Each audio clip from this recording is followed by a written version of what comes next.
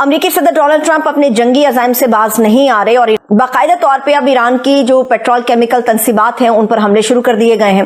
It's not a military target. No. बच्चियों के school पर हमला कर रहे हैं, म्यूजियम्स पर हमला हो रहा है। इट्स क्राइम अगेंस्ट ह्यूमैनिटी है ये जो बॉम्बिंग कर रहे हैं। आज इस मुस्लिम उम्मा को, इस बराए नाम मुस्लिम उम्मा को एक और करबला का सामना है और इस करबला में यजीदियत के सामने ईरान अकेला है। इस बराए नाम मुस्लिम उम्मा को आज जितनी हुसैनियत की जरूरत है इतनी पहले कभी ना थी। एक तो हैरानी की बात यह है कि देखें, ईरान की जो अथॉरिटीज हैं ये सारी, वो तो अमेरिका दुश्मन है और ये जंग इसी वजह से हो रही है। लेकिन तब भी आप अंदाजा ये करें कि कासिम सुलेमानी की जो भतीजी है वो भी अमेरिका में रहती है, यहाँ का ग्रीन कार्ड उसके पास, सिटीजनशिप उसने अप्लाई कर रखी है, लेकिन फिर भी वो कर क्या रही थी कि सोशल मीडिया पर जो ईरान के हमले हैं उनको जस्टिफाई कर रहे हैं और अमेरिका को गालियां निकाली जा रही थी। ये जो जंग है ये ग्रेटर इसराइल की जंग है। गाजाफिकेशन ऑफ तेहरान ये है इजराइल का गोल और इसकी तैयारी में 10,000 या 15,000 फोर्सेस आ रहे हैं। दूसरी खबर ये थी है कि अमेरिका के एक पायलट और एक कर्नल को एक बहुत ही ड्रामेटिक रेस्क्यू मिशन में रेस्क्यू किया गया।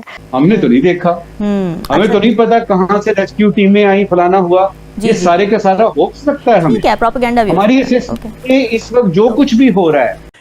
हेलो दोस्तों, स्वागत है आप सभी का AP ज्ञान चैनल पे। तो फ्रेंड्स, आइए देखते हैं पाकिस्तानी मीडिया की लेटेस्ट वीडियो।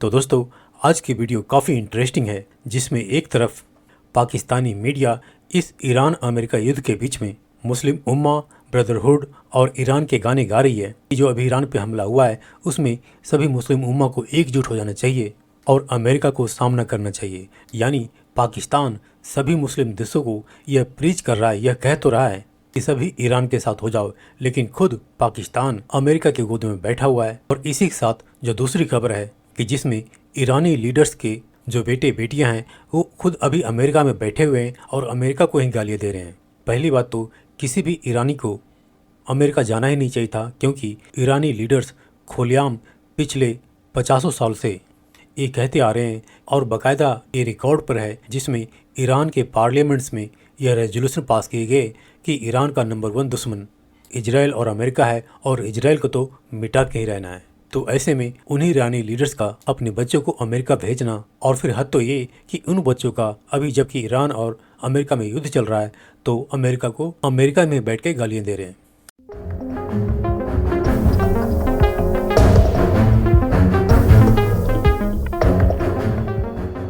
सबसे पहली खबर हम आपको बताते हैं, और खबर यह है कि ईरान के जो प्रोमिनेंट लीडर्स, जैसे कि हमने पहले से बताया था कि अली लारीजानी जो थे, उनकी जो बेटी थी वो अमेरिकन यूनिवर्सिटी में प्रोफेसर के तौर पर पढ़ा रही थी, यहीं पर रह रही थी, जिनको अब कुछ दिन पहले वापस भेजा गया। लेकिन उसके बाद अब एक और खबर आई, और खबर ये थी कि जो ईरान के कासिम सुलेमानी थे, पासदाराने इनकलाब जो है उनका जो लीडर कासिम सुलेमानी था, जिसको कि अमेरिका ने हलाक किया था, और बड़ी खबरें चलती रही थी, कासिम सुलेमानी की नीस यानी कि भतीजी अमेरिका में मौजूद है। और ये खबर ये इस तरीके से मिली, वायरल हुई कि जो उसका नाम अफशार और हमीदा अफशार की कुछ सोशल मीडिया पोस्ट जो है वो सामने आई, जिसके बाद फिर खबर ये आई कि सेक्रेटरी स्टेट की एक ट्वीट सामने आई मार्को रूबियो की, और उन्होंने कहा कि जो इनको जो पोस्टें हैं वो ये बता रही हैं कि ये कितनी नफरत करती हैं अमेरिका से, और उसके बाद फिर उनको अब अरेस्ट कर लिया गया और वापस भेजा जा रहा है ऑब्वियसली। लेकिन हैरानकुन खबर ये है कि कासिम सुलेमानी की जो भतीजी है वो भी अमेरिका में रहती है, यहाँ का ग्रीन कार्ड उसके पास, सिटीजनशिप उसने अप्लाई कर रखी है।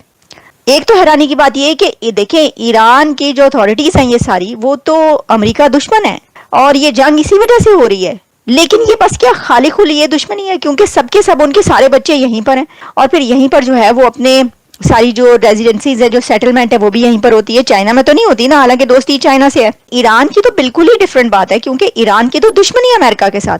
लेकिन तब भी आप अंदाजा ये करें कि कासिम सुलेमानी की भतीजी भी अमेरिका में रह रही है। लेकिन इससे ज्यादा जो एक शॉकिंग बात थी वो ये है कि वो जो अफशार है उसकी पोस्टें सामने आ रही हैं कि बहुत ज़्यादा लिबरल, एलीट क्लास, मॉडर्न, उन्होंने बहुत छोटी छोटी स्कर्ट्स और इससे भी ज़्यादा मिनीज और ये सब पहन रखा है, और अमेरिकन यहाँ पर रहते हैं उससे भी ज़्यादा वो बहुत लिबरल स्टाइल में जो है यहाँ पर रह रही थी, और बहुत एलीट स्टाइल में, बहुत बड़ी बड़ी गाड़ियाँ, एवरीथिंग, मतलब बहुत एक लेविश लाइफस्टाइल में लॉस एंजलिस में रह रही थी।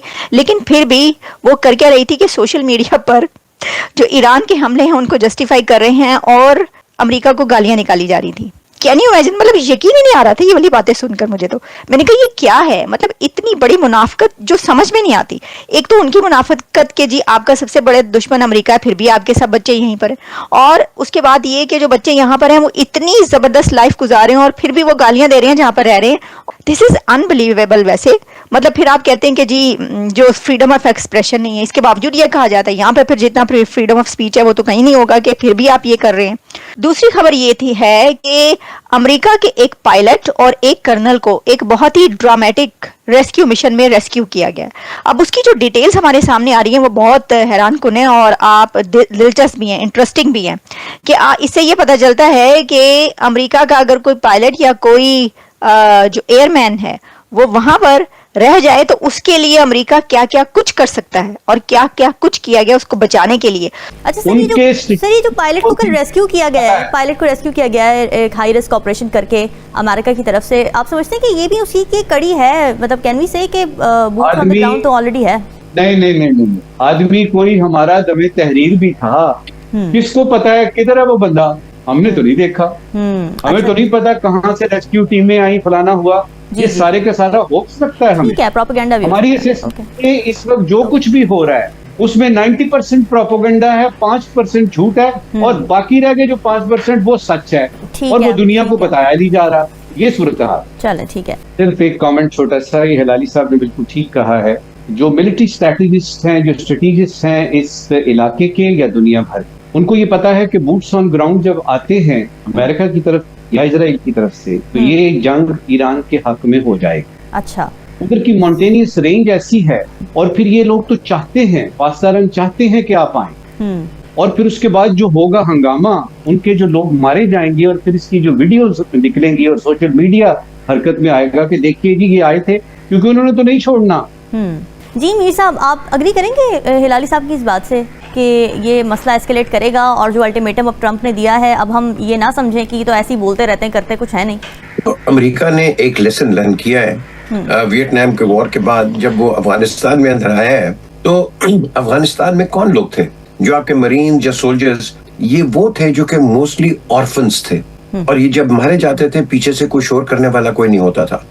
इन कंपैरिजन जब वियतनाम में लोग मारे गए, इनके सोल्जर्स या मरीन और जो सोल्जर्स, बड़े लोगों ने शोर किया, फैमिलीज ने शोर किया, ये क्या कर रहे हैं, हमारे बंदे आप मार रहे हैं जी। इस जंग के अंदर, अफगान जंग के अंदर वो चीज नहीं थी, वो ऑर्फन्स थे। अब ये जो ऑर्फन्स हैं, इनके लिए पीछे बोलने वाला कोई नहीं, उनको माया बॉडी काउंट करके आपने दबा दिया उनको। आज जो है America will think twice before escalating something.